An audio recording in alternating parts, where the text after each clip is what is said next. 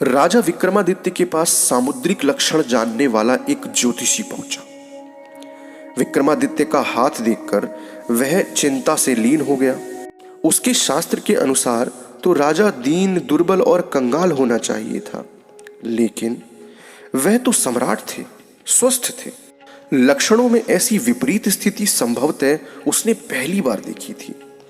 ज्योतिषी की दशा देखकर विक्रमादित्य उसकी मनोदशा समझ गए और बोले, बाहरी लक्षणों से यदि आपको संतुष्टि ना मिली हो तो छाती चीर कर दिखाता हूं, भीतर के लक्षण भी देख लीजिए।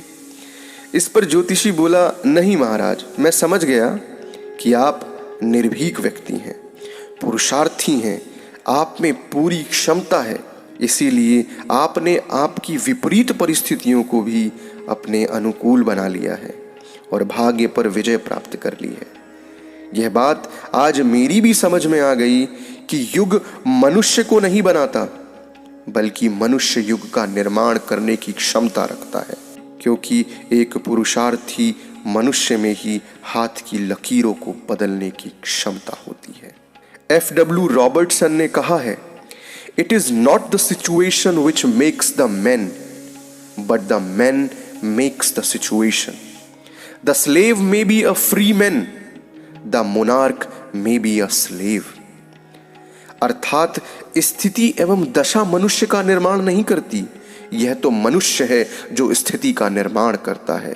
एक दास स्वतंत्र हो सकता है और एक सम्राट दास बन सकता है।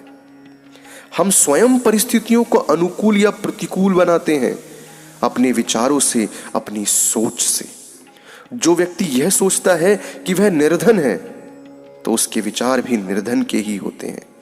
विचारों की निर्धनता के कारण ही वह आर्थिक रूप से विपन्न होता है, और यह विपन्नता उसे इस कदर लाचार कर देती है कि उसे धरती पर बिखरी संपन्नता नजर ही नहीं आती। नजर आते हैं सिर्फ संपन्न लोग, उनके ठाट बाट और शानो शौकत जो उसे कुंठित करते हैं, जबकि उनसे प्रेरणा लेकर वह भी संपन्न होने की कोशिश कर सकता है। अतः जरूरत है अपनी सोच में बदलाव की। मन की स्थिति अजेय है, अपराजेय है। उसकी दृढ़ इच्छा शक्ति मनुष्य को विवश कर देती है कि वह किसी की परवाह किए बिना अपने काम को जी जान से पूरा करे, अपनी सामर्थ्य से उस काम को पूरा करे। मनुष्य निर्धनता और संपन्नता का संबंध भाग्य से जोड़ता है। वह सोचता है कि जो सौभाग्यशाली है, लक्ष्य उस पर प्रसन्न रहता है, और बदकिस्मती का मारा कोशिश करने के बावजूद निर्धन ही बना रहता है। दोस्तों, इस कहानी से हमें शिक्षा मिलती है कि सफलता की मुख्य शर्त है पुरुषार्थ। पुरुषार्थ करने से ही सार्थक जीवन बनता है, केवल भाग्यवादी रहकर नहीं। भाग्य तो अतीत में किए गए कर्मों के संचित फलों का फूल है, जो मनुष्य को सुख दुख के रूप में भोगने को मिलते हैं, और वे फल भोगने के पश्चात क्षीण हो जाते हैं। विशेष बात यह है कि भोग करने का समय भी निश्चित नहीं है। ऐसी स्थिति में वह कब तक भाग्य के भरोसे सुख की प्रतीक्षा करता रहेगा।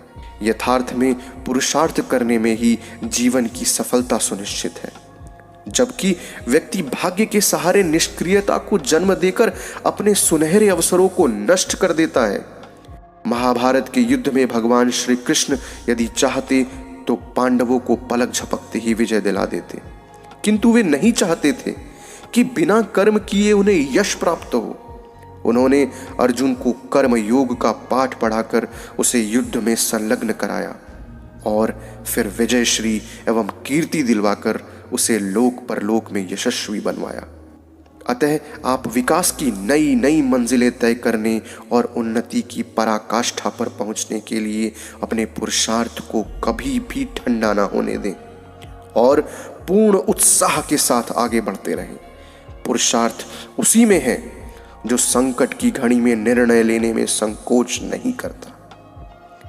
तो दोस्तों, इस कहानी में इतना ही।